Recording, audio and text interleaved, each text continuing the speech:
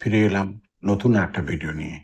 আজকের এই ভিডিওতে আলোচনা করব উচ্চ মাধ্যমিক 2026 যারা পরীক্ষা দিচ্ছ চতুর্থ সেমিস্টারে তাদের জন্য বাংলা চিত্রকলার ইতিহাস থেকে একটি প্রশ্নটি হচ্ছে, বাংলা চিত্রকলার ইতিহাসে যামিনী রায়ের অবদান সম্পর্কে যা জানো লেখো।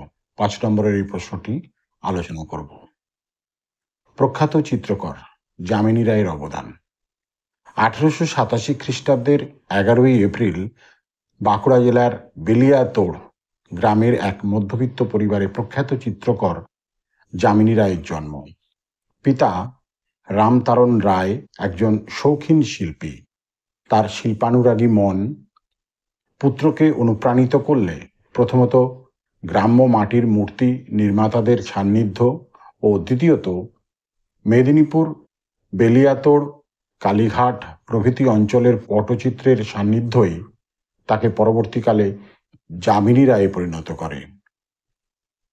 মাত্র 16 বছর বয়সে তিনি কলকাতার আর্ট কলেজে ভর্তি হন। ফাইন আর্ট বিভাগে ইউরোপীয় একাডেমিক রীতির চিত্রবিদ্যা শেখেন। এই সময় তিনি শিল্পী গগনেন্দ্রনাথ ঠাকুরের সংস্পর্শে আসেন।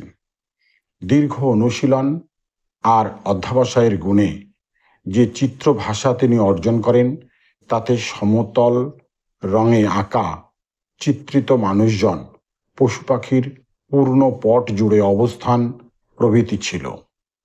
Indian academy of fine arts এর পত্রিকায় তখন নিয়মিতভাবে তার ছবি ছাপা হতো। সেই সব ছবির মধ্যে গ্রাম বাংলার নিসর্গ চিত্র, আদিবাসী জীবন ও জীবিকা, ধর্মীয় সাম্প্রদায়িকতা ও কাহিনী নির্ভর ছবিও ছিল। পাশাপাশি রামায়ণ মহাভারতের, নারী পুরুষ, যীশুখ্রিস্ট প্রভৃতির ছবিও ছিল।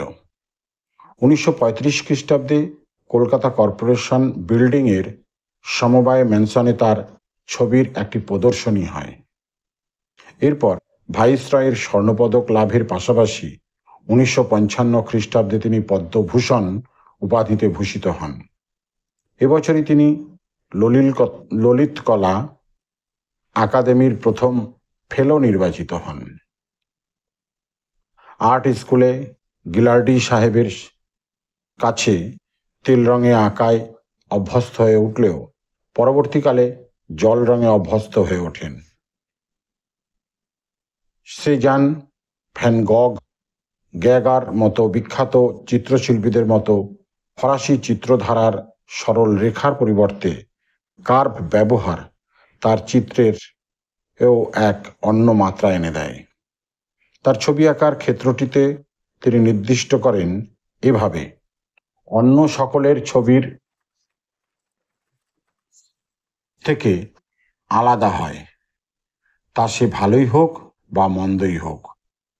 আধুনিক শিল্পের অন্যতম পথিকৃৎ এই বরেণ্য শিল্পী যামিনী রায় 1972 খ্রিস্টাব্দের 24শে এপ্রিল 85 বছর বয়সে পরলোক গমন করেন। তো এই ছিল যামিনী রায় সম্পর্কে আলোচনা। যদি ভিডিওটি ভালো লাগে তাহলে অবশ্যই লাইক কমেন্ট করে জানিও, শেয়ার করো বন্ধুদের কাছে। আর এই ধরনের ভিডিও আরও পেতে চাইলে অবশ্যই চ্যানেলটি সাবস্ক্রাইব করে রেখো। ধন্যবাদ।